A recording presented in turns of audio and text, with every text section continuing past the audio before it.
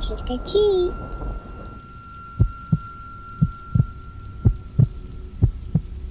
What was your worst experience trick-or-treating? Did you get that shitty candy nobody likes? Maybe you got fruit instead of a Reese's bar. Whatever it is, I don't think it could be worse than my experience. Here, listen to this. Back when I was 13, Halloween was on a Friday night. This was the best as a kid, because you could stay up all night eating your candy and watching scary movies and not have to go to school the next morning. That Halloween, my friend Nick and I were determined to get as much candy as possible. Like, we wanted to have a stash that would last us for months. We were walking around the neighborhood with 2 huge pillowcases of candy. We had hit every door, even some twice. We were so determined to get as much candy as possible that we decided it was worth it to hit Mr. Wilson's house at the very edge of our neighborhood.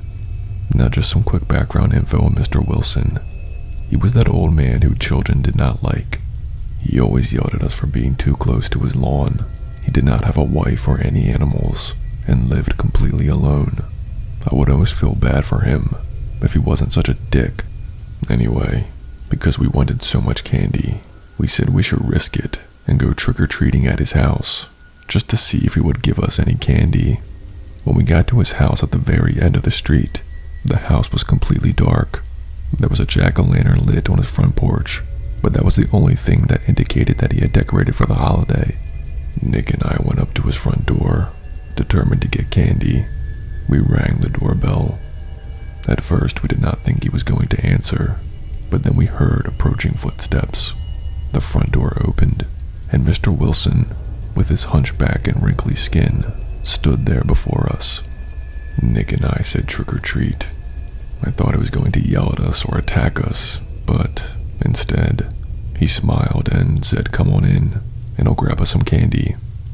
I'll be honest, if it was just me, I would have not gone in. But since it was Nick and I felt braver, and again, we wanted to get as much candy as possible, and decided that the reward outweighed the risk. We stepped inside Mr. Wilson's house. We watched as he hunched his way down the hallway into the kitchen, where he said he had the candy. Nick and I stood in the front room, taking in the house. It was dirty. There were stains on the wall. There were beer bottles on the ground, and there was a strange smell. We could hear Mr. Wilson rummaging through something in the kitchen. Nick and I both looked at each other a little concerned, but then reassured ourselves that we were just getting candy and then leaving.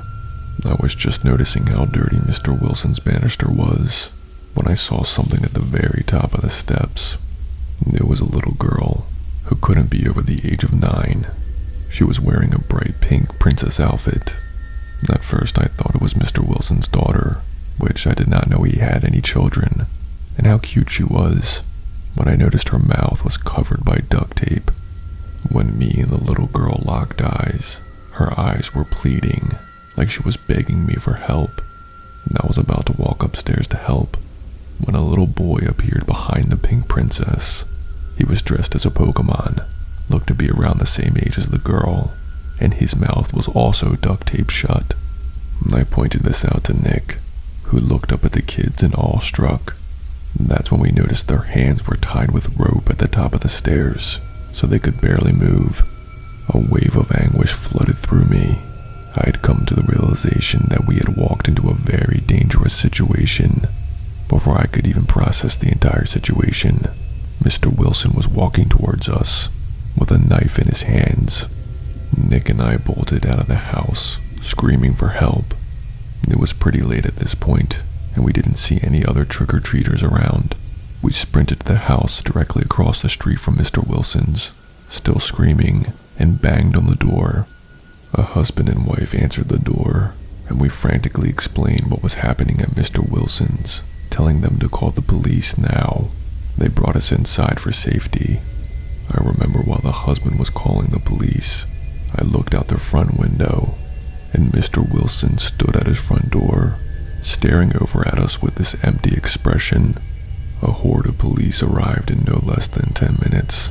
Mr. Wilson was promptly arrested and thrown in the back of a squad car. It turns out, Mr. Wilson had kidnapped a total of 3 children that night. They were all trick-or-treaters who he had lured into his house. And here's the most disturbing part of it all.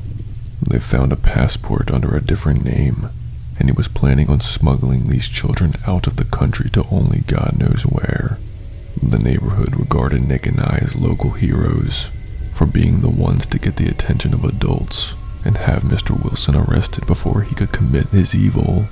So yes, I know some people's worst trick-or-treating experience was getting an apple instead of a Kit Kat bar, but you can't argue that finding children tied and bound by an old man who was going to smuggle them out of the country on Halloween night isn't worse.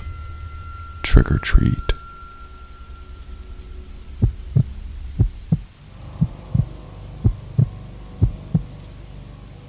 We all have our favorite holidays. For some, it's Christmas. For others, it's Thanksgiving.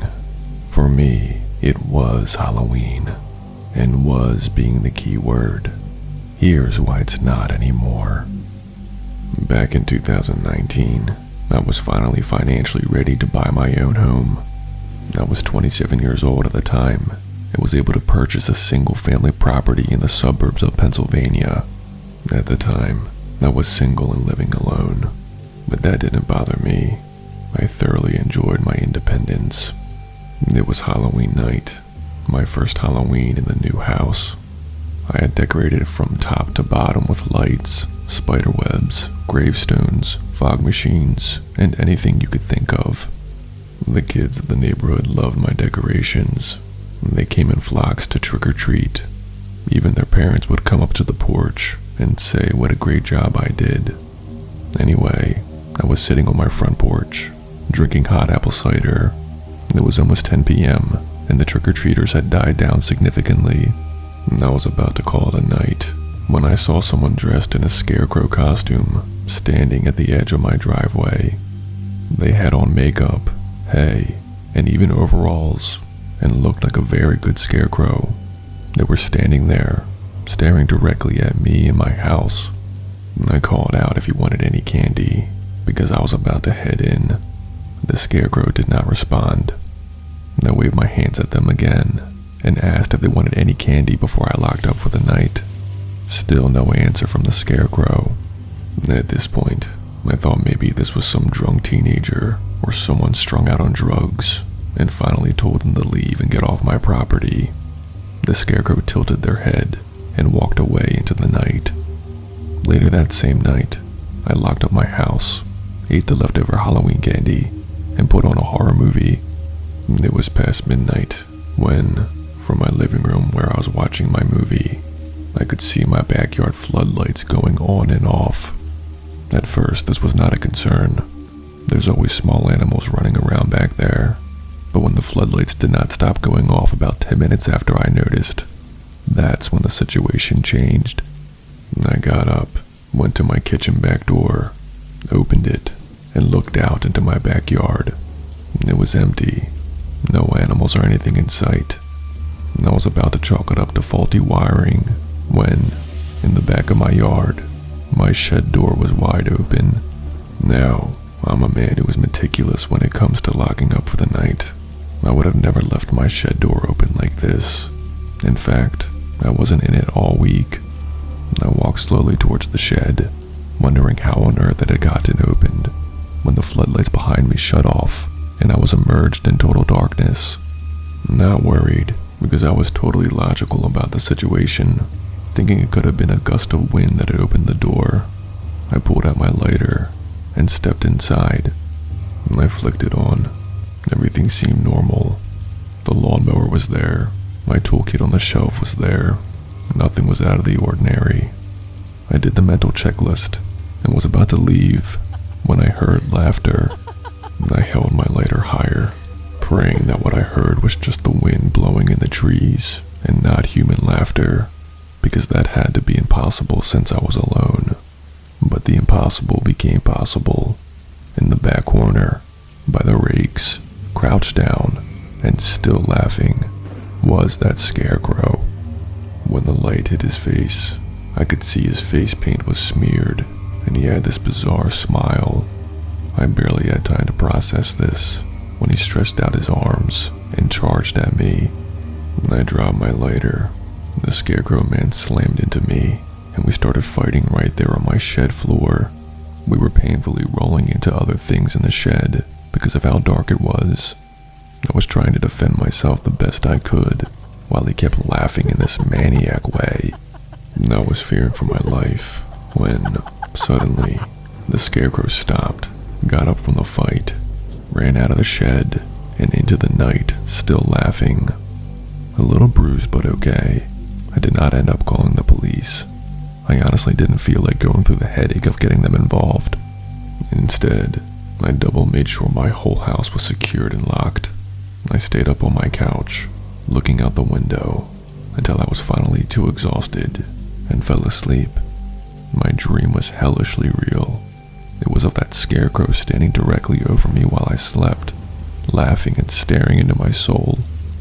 The next morning, when I woke up, I was glad to see the sunlight. What I was not glad to see was a bunch of hay by my couch. I tried not to freak out and tried to recall the scuffle and if any of the Scarecrow's hay had gotten onto my clothes. I truly couldn't remember, but I pray that's the reason there was hay on my floor and not because my dream wasn't really a dream. Nothing like this has happened since. My girlfriend has now moved in with me, and we have never had such an encounter like we did my first Halloween night with the Scarecrow. As much as I want Halloween to be my favorite holiday, I just can't anymore. It's too much trauma. But maybe one day that will change. But for now, I'm sticking with Christmas.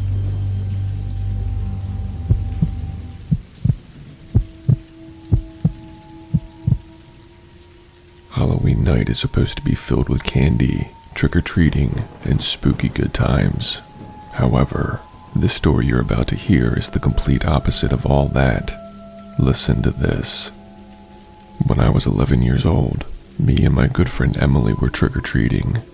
We were next-door neighbors and practically did everything together, including dressing up as matching aliens for Halloween. Our parents' rule was simple: don't go outside the boundaries of our neighborhood and be back by 8 p.m. sharp. Since we knew we only had a limited time before we had to be back home, we tried to hit as many houses as possible. We lived in a big neighborhood, which definitely helped. Both of our bags were becoming significantly heavier, and we were very proud of all the candy that we had gotten so far. When out of nowhere, I was suddenly shoved to the ground. I fell hard onto the cement sidewalk. I remember I was even bleeding from my kneecaps. Eyes filled with tears, I looked around to see who had pushed me so hard, only to see someone in a gorilla costume bolt past me and sprinting hard down the street. Emily called out to him for being a jerk and tried to help me up. I told her I was okay, just shaken up a bit, that's all. I continued to watch the person in the gorilla costume bolt full speed down the street, as if he was running for his life. Emily and I were discussing how much of an asshole that guy was when we heard sirens in the distance. At that time, we did not put the two things together, but we soon would. Maybe 5 minutes after the sprinting gorilla man had barreled me over, I got a call from my mom. She was frantic. She told Emily and I to come home immediately and to not ask questions. Concerned about what could be happening, we made our way back home. When Emily and I got back to my house, our bags filled with Halloween candy, my mom brought us into the living room. The TV was on and turned to the news. The anchor was explaining how a young man who attended a Halloween party is now this county's #1 suspect. The young man had entered the house where the Halloween party was happening and discovered his girlfriend cheating on him with someone else. This young man snapped and went on a stabbing spree. He killed his girlfriend, the guy she was cheating on him with, and the host of the party. He showed up to the party dressed in a gorilla suit and is currently on the loose in the area and very dangerous. That's when it all clicked. The guy in the gorilla suit who ran into me and the distant sirens, they were connected. At that moment, I had something like an out-of-body experience. Realizing I had come into contact with somebody who had just murdered 3 people and was being pursued disturbed me to my core. I did not tell this to my mom that night, however, because she would have had a worse mental breakdown than me, knowing that her daughter had a run-in with that wanted murderer. This was something that Emily and I kept a secret to ourselves that Halloween night. Until now, of course, but I will choose to remain anonymous. If there is any good out of this story, they did catch the guy. I think his name was Brandon something, and is doing life in prison. Serves him right. But yes, unfortunately, at a time in my life that was supposed to be fun and filled with spooky good times, it was filled with murder. Trick or treat.